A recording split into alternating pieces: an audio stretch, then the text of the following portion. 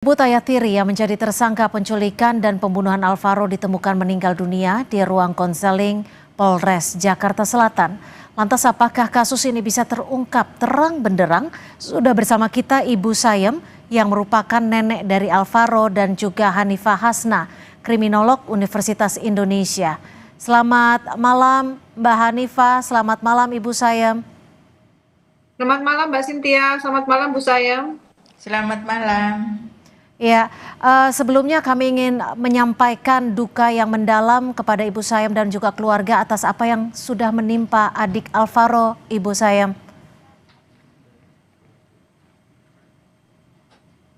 Ya, Iya. Bu Sayem, melihat apa yang terjadi kepada Alvaro, sebelumnya Ibu Sayem apakah pernah menaruh kecurigaan terhadap pelaku?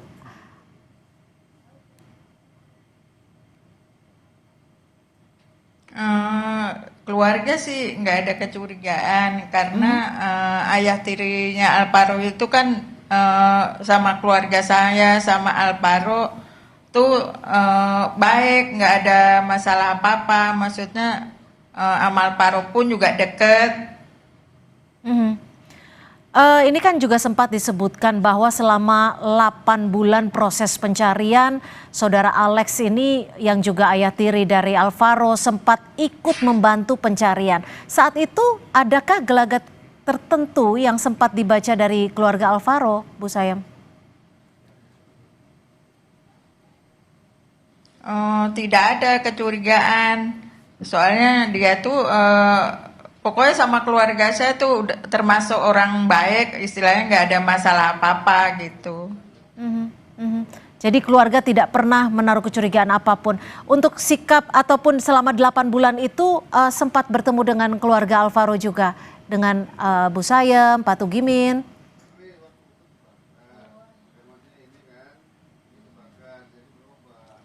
Pada waktu itu pas sorenya hilang itu eh, kakeknya Alvaro itu nelpon katanya Alek ke Bintaro, katanya Alvaro hilang. Begitu ditelepon sama bapaknya, Aleknya datang. Mhm. Apa yang dilakukan Alex saat itu, Bu Sayem, ketika tiba di rumah? Ya bantu nyari kemana-mana, bahkan nganterin kakeknya Alvaro itu ke Polda, ke Polsek. Yang nganterin itu juga Alek. Oke, saya coba ke Mbak Hanifah. Mbak Hanifah, ketika melihat bagaimana perilaku Alex yang ternyata disebut polisi adalah pelaku dari penculikan dan juga pembunuhan terhadap Alvaro, bagaimana Anda bisa membaca ini, melihat hal ini? Iya baik. Pada kenyataannya ternyata pada saat ini pelaku yang seharusnya kita curigai awal malah kita curigai di belakang. Padahal ketika ada peristiwa kejahatan, peristiwa pembunuhan atau kekerasan, pihak yang paling harus kita curigai pertama adalah orang yang paling dekat.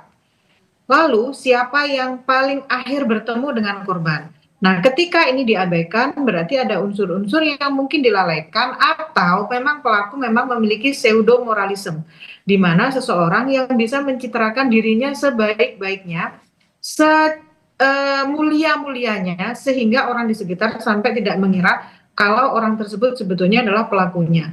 Tapi dari indikasi seperti ini menunjukkan bahwa perilaku yang dilakukan oleh pelaku ini adalah sesuatu yang sudah direncanakan. Karena sampai pada sikap-sikap dan kegiatan sosialnya, dia masih berfungsi dengan baik. Ini menunjukkan bahwa ini bukan kejahatan impulsif, tetapi sudah direncanakan sedemikian rupa. Mhm, mhm.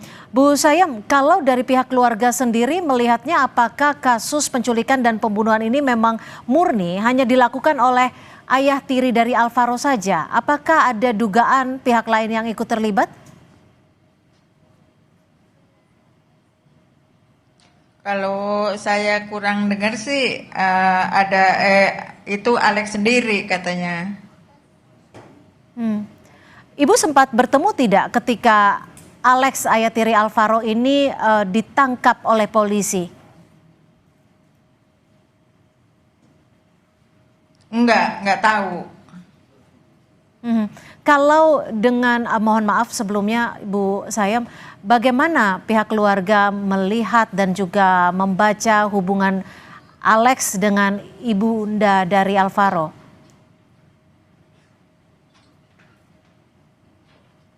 Eh, Anak saya tuh udah lama nggak hubungan sama Alex gitu. Mhm. Mhm.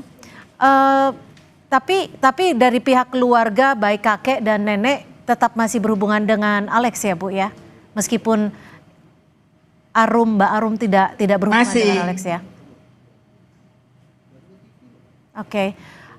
ya. Mbak Hanifa, apa yang bisa Anda telaah ketika kasus ini kembali mencuat dan memang polisi juga menyebut bahwa Alex yang merupakan ayah tiri dari Alvaro yang juga pelaku adalah orang dekat namun justru mengakhiri hidupnya ketika menjalani pemeriksaan. Oke, baik.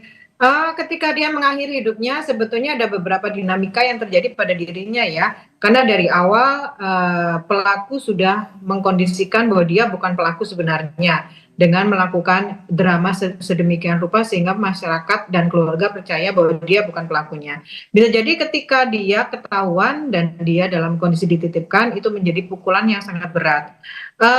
Ada kemungkinan dia sudah merencanakan, ada kemungkinan juga tidak, tapi hanya dari frustasi yang tidak bisa diselesaikan, sehingga dia melakukan perbuatan seperti itu. Harapannya sih menyelesaikan permasalahannya, selain dia sudah menyelesaikan permasalahan ketika dia melakukan pembunuhan, dengan menghilangkan jejak dan menghilangkan barang bukti, termasuk korban yang dihilangkan sejauh sekian meter atau di tempat terpencil, itu kan dugaan-dugaan atau proses yang dilakukan oleh pelaku untuk menghilangkan barang bukti. Mhm, mhm.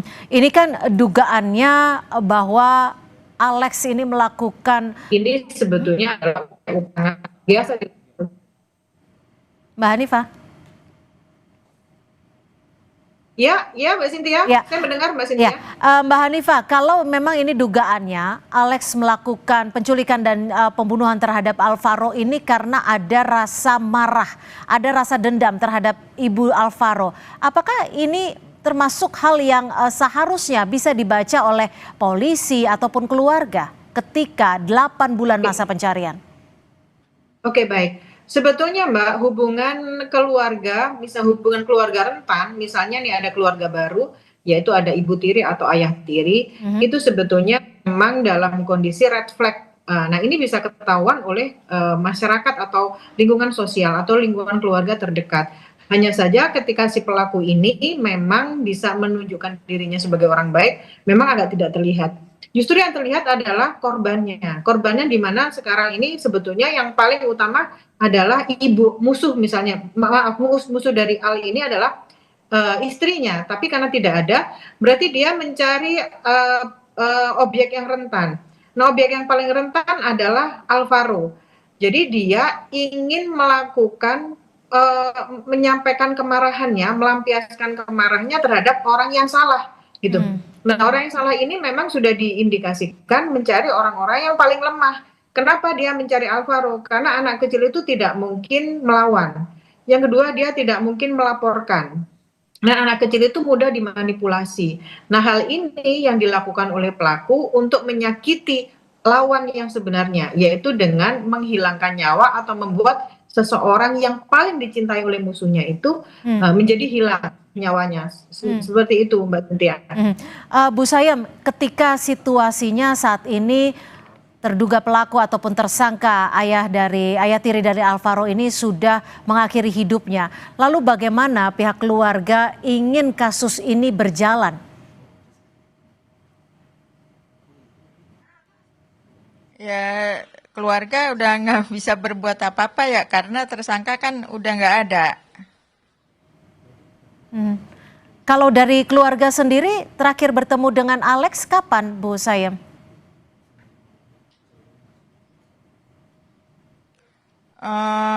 Lupa udah lama juga sih nggak datang-datang ke rumah lagi. Baik. Baik, Mbak Hanifah, bagaimanakah Iya. kasus ini bisa dibuka agar bisa berjalan terang benderang, termasuk bagaimana pertanggungjawaban pihak kepolisian yang seharusnya bisa menemukan sejak awal? Oke, Tapi di, baik. Mhm.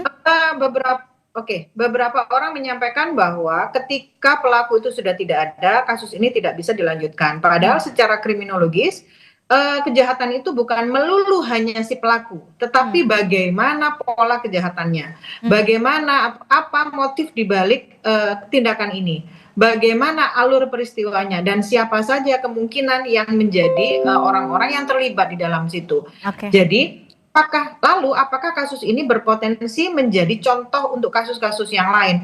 Ini Mbak yang harus tetap dilakukan penyelesaian, penyelidikan dan penyidikan oleh kepolisian. Karena bagaimanapun juga ini terkait dengan kehilangan nyawa seseorang. Ya, baik. Kita masih akan membahasnya usai jeda. Seperti apa penyelidikan yang harus dilanjutkan dan juga dilakukan.